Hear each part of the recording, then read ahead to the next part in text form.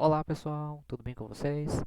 Eu sou o Lucas, professor de inglês do Instituto Americano, e vou compartilhar com vocês hoje uma atividade que é sobre erros que são bastante comuns, né? Alguns erros que são muito comuns de alunos de inglês cometerem. Então a gente vai ver dividido aqui em algumas categorias, né, esses erros, e vamos lá, vamos ver se você aí também, né, comete esses erros ou se você já passou por eles, né, já está tranquilo. Então, o primeiro erro que a gente vai falar é quando você vai utilizar um adjetivo para falar sobre alguém e acontece o uso do a, né, antes daquele adjetivo. Como, por exemplo, eu quero falar ela é engraçada. E aí eu uso she is a funny. Ou eu quero dizer meu pai é legal. Aí eu falo my father is a nice. Ou então Ricardo is a extrovert. Ou ainda quero falar eu sou tímido, I am a shy. Então esses as antes, né, desses adjetivos aqui nesse tipo de frase, eles não estão corretos, né? Porque senão fica um pouco estranho, né? Ela é uma engraçada, o Ricardo é um extrovertido. Eu só quero falar, ela é engraçada, o Ricardo é extrovertido. Então esses as, eles não existem. Porque she's funny, my father is nice, Ricardo is extrovert, I'm shy. Certo? Então não precisa, né? Você não deve usar aqueles as antes dos adjetivos ali quando você está falando de uma pessoa, né? Descrevendo ali a pessoa. Vamos para o segundo erro. Nossa segunda categoria é o uso do have, do verbo have, que é o verbo ter, e o there is, there are, que é o verbo haver. Okay? Por exemplo, uma frase bastante comum seria desse tipo: Have a zoo em São Paulo. Quando a pessoa diz have a zoo em São Paulo, ela está dizendo, ou ela está tentando dizer, tem um zoológico em São Paulo. Então, como have é o verbo ter, vai falar have a zoo em São Paulo. Tem um zoológico em São Paulo. Ou, por exemplo, have a lot of tomatoes in the fridge. Também, né, com a ideia de tem, né? Tem a lot of tomatoes, né, tem muitos tomates na geladeira. Ou have a good restaurant near here. Tem um bom restaurante aqui perto, né? Near here. Nesses casos, né, o have, ele não está correto, ok? Porque aqui quando eu estou usando o tem um zoológico, tem muitos tomates e tem um bom restaurante, esse tem, ele é na verdade, né, aquele tem no sentido de haver, né? Há um zoológico em São Paulo, há muitos tomates na geladeira e há um bom restaurante aqui perto. Quando esse tem, ele é na verdade no sentido de haver, de existir, eu não uso o have, eu uso o there is ou o there are. Então seria there is a zoo em São Paulo, né?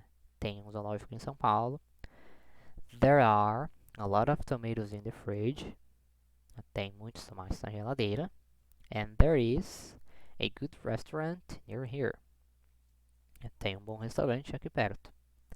Então, sempre que esse tem, na verdade, ele tem um sentido de haver, né? Tipo, você consegue substituir, né, o tem por haver, você não vai usar o have, você vai usar o there is e vai usar o there are, certo?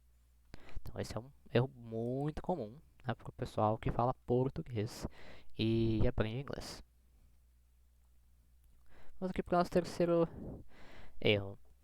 A gente tem no inglês, né, várias formas de falar de coisas no futuro, mas quando a gente quer falar de future plans, que são coisas que a gente já planejou fazer, né, a gente já pensou que a gente vai fazer, como é que a gente faz? A gente vai sempre utilizar o going to, okay? O to be junto com o going to. Então, por exemplo, I'm going to travel in December. Esse I'm going to travel seria o eu irei viajar. I'm going to travel, irei viajar em dezembro. Se eu vou falar, por exemplo, I'm going to start college, que seria começar a faculdade, né? Next year. Vou começar a faculdade no ano que vem. Ou um terceiro exemplo. I'm going to start to study Spanish this year. Vou começar a estudar espanhol este ano. Então, estou me referindo às coisas que eu vou fazer ainda, né? Futuro, não, em dezembro, no ano que vem, este ano. Mas essas são coisas que eu planejo fazer, né? São future plans. Então, eu estou planejando já, né? Que eu vou viajar em dezembro, que eu vou começar a faculdade no ano que vem e que eu vou estudar espanhol, começar a estudar espanhol este ano. Sempre que eu vou me referir a esse tipo de coisa, né? Que eu estou planejando fazer, eu vou usar essa estrutura do to be com o going to. Erros que acontecem é esquecer do verbo to be e falar só, por exemplo, I going to travel in December. O going to, ele precisa ali do verbo to be antes dele. Então você não pode cortar, né? Às vezes também acontece da pessoa usar uma outra forma de futuro, que é o will. Por exemplo, I will start college next year. O will, ele não serve para você falar de planos para o futuro, né? Coisas que você está planejando fazer.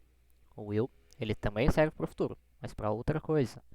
Nada a ver com planos para o futuro. E também, às vezes a pessoa usa o pretend.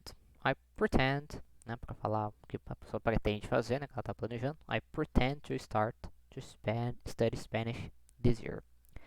Primeiro que o pretend, ele não significa pretender. Né? O pretend, na verdade, significa fingir. Então ele não faz nenhum sentido, né, você falar eu finjo que vou começar a estudar, não, né? Então esquece o pretend, porque o pretend não tem absolutamente nada a ver com pretender e nem para falar de planos para o futuro, certo? Vai falar de planos para o futuro? Coisas que você está planejando fazer, vai usar o to be com o going to. Nada de will, nada de pretend, certo? E não esquece, né, do verbo to be. Outro erro bastante comum é no uso do superlative. O superlative ou superlativo, como é que funciona? Se eu quero falar, por exemplo, São Paulo é a melhor cidade, eu vou falar São Paulo is the best city. Se eu quero falar, por exemplo, Rio de Janeiro é a cidade mais bonita, Rio de Janeiro is the most beautiful city. E Urupema is the coldest city in Brazil. Okay. Urupema é a cidade mais fria no Brasil. Então, no superlativo, né, você vê que tem aqui o the best, the most beautiful, the coldest city.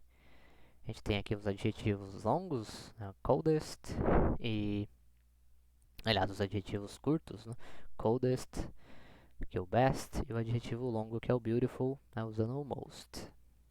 Então você vê que o superlativo ali, eu estou falando dos melhores de todos, né? São Paulo é a melhor, Rio de Janeiro é a mais bonito, e Urupema é a mais fria. O superlativo, ele não funciona para fazer uma comparação entre duas coisas, por exemplo, como São Paulo is the best than Curitiba. São Paulo é a melhor que Curitiba. Não, não dá para comparar duas coisas usando o superlativo. Eu também não posso falar Rio de Janeiro is the more beautiful city. Rio de Janeiro é a cidade mais bonita. O more, ele não faz parte da estrutura superlativa. O more é para fazer uma comparação entre duas coisas. E também temos ali o Urupema is the more coldest city in Brazil.